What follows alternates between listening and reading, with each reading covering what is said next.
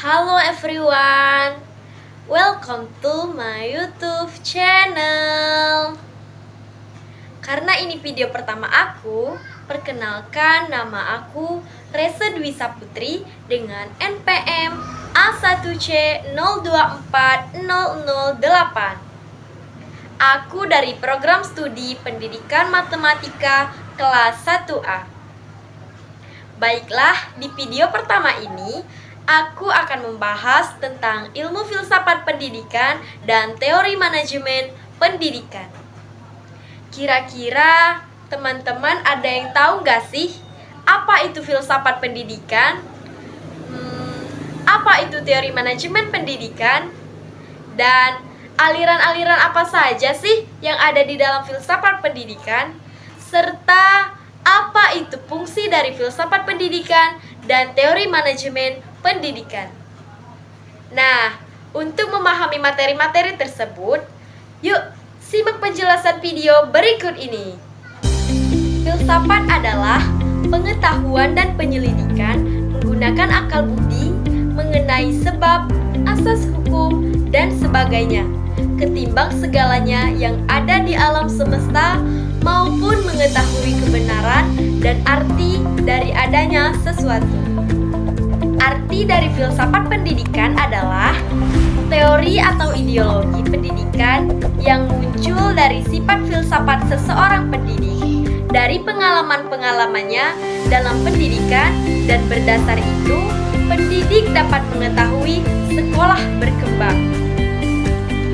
Nah, dari pengertian tersebut, filsafat pendidikan mempunyai beberapa aliran, yaitu 1. Aliran filsafat idealisme, 2. Aliran filsafat perennialisme, 3.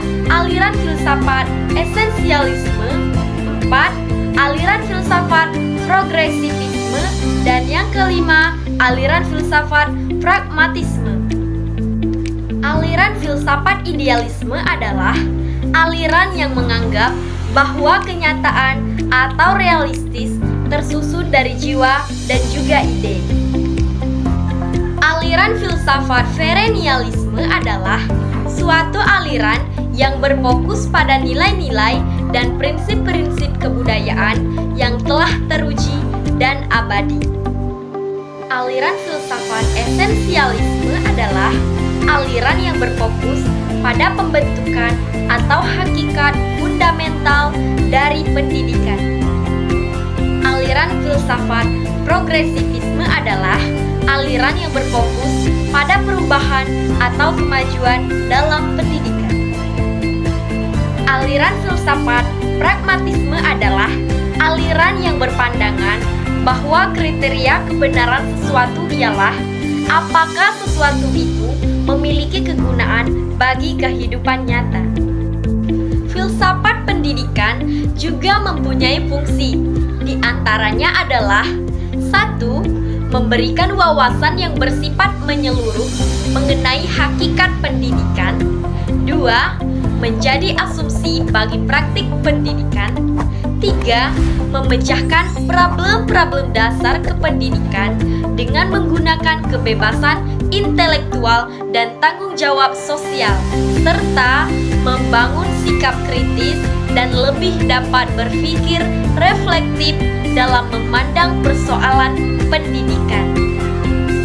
Sedangkan teori manajemen pendidikan adalah teori yang digunakan dalam proses pengelolaan pendidikan untuk mencapai tujuan pendidikan secara efektif, efisien, dan produktif.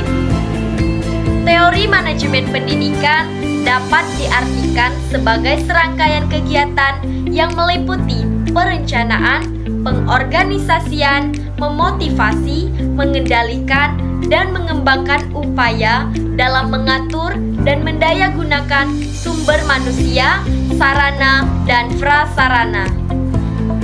Teori manajemen ini sendiri memiliki beberapa bagian. Di antaranya adalah manajemen puncak atau top management, manajemen menengah atau middle management, manajemen pelaksana atau operating management.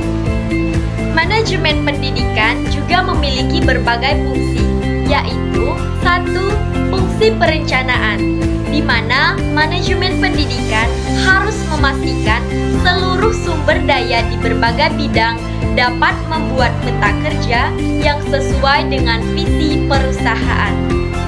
Dua, fungsi pengorganisasian, yakni proses dari menghimpun sumber daya manusia, modal dan peralatan yang dibutuhkan dengan cara efektif demi mencapai suatu tujuan. Tiga, fungsi pelaksana, yakni proses menggerakkan sumber daya manusia untuk melakukan suatu kegiatan pencapaian tujuan.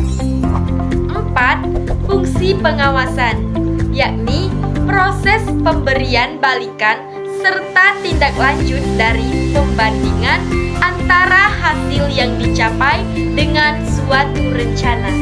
Nah, teman-teman, kita sudah membahas mengenai filsafat pendidikan dan teori manajemen pendidikan. Dari kedua materi tersebut, antara filsafat dan teori manajemen pendidikan memiliki hubungan yang erat. Hubungan keduanya dapat dibedakan, tetapi tidak dapat dipisahkan.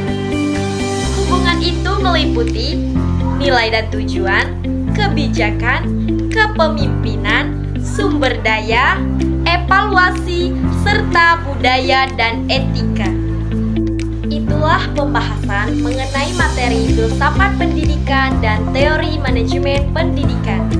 Terima kasih atas perhatian teman-teman dalam pembelajaran ini. Semoga kita dapat terus belajar dan berkembang bersama-sama untuk menciptakan pendidikan yang lebih baik di masa depan. Jangan lupa untuk mengerjakan soal yang telah disiapkan agar teman-teman dapat mengukur kemampuan dalam memahami materi video kali ini. See you next video.